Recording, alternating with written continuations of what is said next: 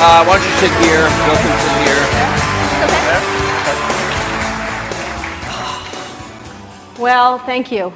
Before we get started, I think there were some pioneers. Of course, we have the pioneers here on stage, but there were some other really important pioneers in the video we just saw, and a couple of them are here in the audience. So, Mitch Kapor, who is a regular at D, could you just stand up and wherever you are, there he is.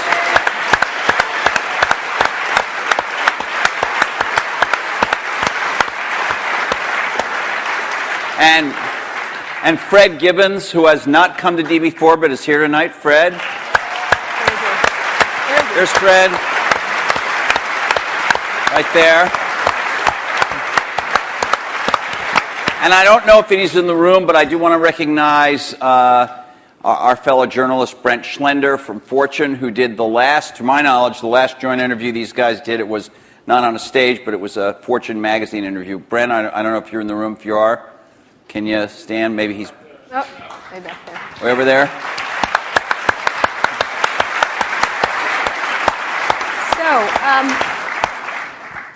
So let's get started. I wanted to ask, there's been a lot of like mano-a-mano catfight kind of thing in a lot of the blogs and the press and stuff like that. And we wanted to, the first question I kind of was interested in asking is what you think each has contributed to the computer and technology industry, starting with you, Steve, for Bill, and vice versa. Well, Bill built the first software company in the industry. And I think he built the first software company before anybody really in our industry knew what a software company was, except for these guys. And that was huge. That was really huge. And the business model that they ended up pursuing turned out to be the one that worked really well, for the industry. Mm-hmm. So I think, but the biggest thing was Bill was really focused on software before almost anybody else had a clue that it was really the software. That's what I see. I mean, a lot of other things you could say, but that's the high order bit. And I think building a company is really hard, and it requires your greatest persuasive abilities to hire the best people you can and keep them at your company and keep them working, doing the best work of their lives, hopefully. And Bill's been able to stay with it for all these years. So, Bill, how about the contribution of Steve and Apple? Well, first I want to clarify, I'm not fake Steve Jobs.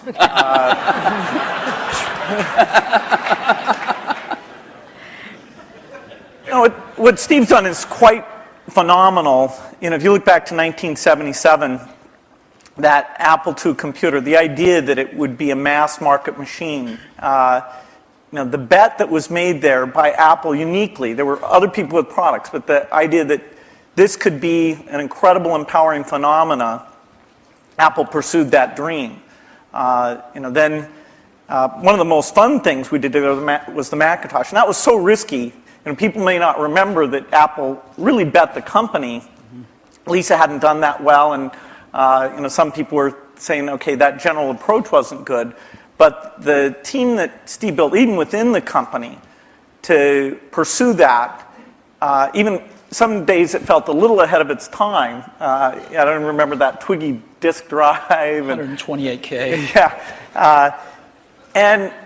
The Twiggy disk drive, yes.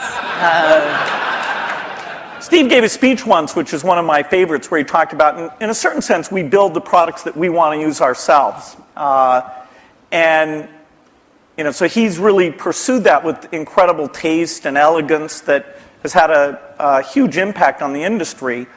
And his ability to always come around and figure out where that next bet should be has been phenomenal. Apple literally was failing when Steve went back and reinfused the innovation and risk-taking that have been phenomenal. So the industry's benefited immensely from his work. We've both been lucky to be part of it, but I'd say he's contributed as much as anyone. We've also both been incredibly lucky to have had great partners that we started the companies with, and we've attracted great people.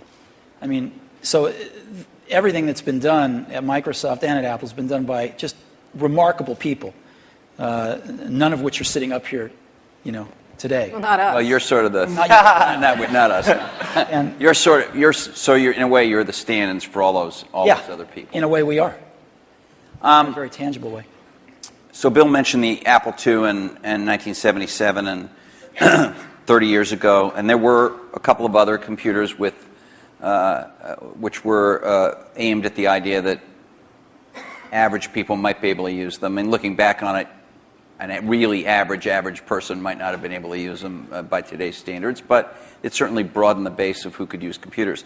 I actually looked at an Apple ad from 1978. It was a print ad. That shows you how ancient it was. And it said, thousands of people have discovered the Apple computer. Thousands of people. And it also said, you don't want to buy one of these computers where you put a cartridge in. I think that was a reference to one of the Atari or something. Oh, no. You want a computer you can write your own programs on. And so the world, and obviously people We had still some very strange ads back then. We had one where it was in a kitchen, and there was a woman that looked like the wife, and she was typing in recipes on the computer with the husband looking on approvingly in the back. Stuff like that. Yeah, how did that work for you? I don't think well. So, but just think back to, I know that you started Microsoft prior to 1977. I think Apple started the year before in 76. Microsoft in 74 was when we started writing the 75. BASIC. And then, then we did shipped the BASIC in 75. Okay. Most people, some people here, but I don't think most people know that there was actually some Microsoft software in that Apple II computer. Do you want to talk about what happened there, or how that occurred?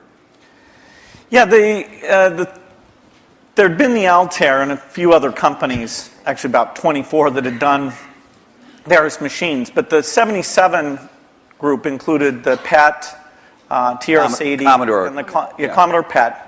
TRS-80, and the Apple II. The original Apple II BASIC, the integer BASIC, we had nothing to do with. But then there was a floating point one where, and I mostly worked with Woz on that. Let me tell this story. So Woz, my partner, we started out with this guy named Steve Wozniak, brilliant guy. He writes this BASIC that is like the best BASIC on the planet. It does stuff that no other BASIC's ever done. You don't have to run it to find your error messages. It finds them when you type it in and stuff. It's perfect in every way, except for one thing, which is it's just fixed point, right? It's not floating point.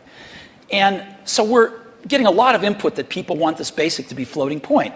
And like we're begging Woz, please make this floating point. Who's we? How many people are in Apple? Well, me. We're begging Woz to make this floating point. And he just never does it, and he wrote it by hand on paper. I mean, he didn't have an assembler or anything to write it with. It was all just written on paper, and he'd type it in. He just never got around to making a floating point. Why? Well, this is one of the mysteries of life. I don't know, but he never did. And so, Microsoft had this very popular, really good floating point BASIC that we ended up going to them and saying, help.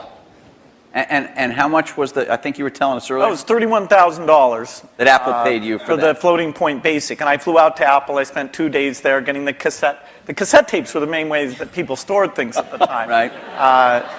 And, that was fun. I think the most fun is later when we worked together. Well, what was the most fun? Tell the story about the most fun that was later. And maybe later, not the most fun. Let him talk then. I'm teasing.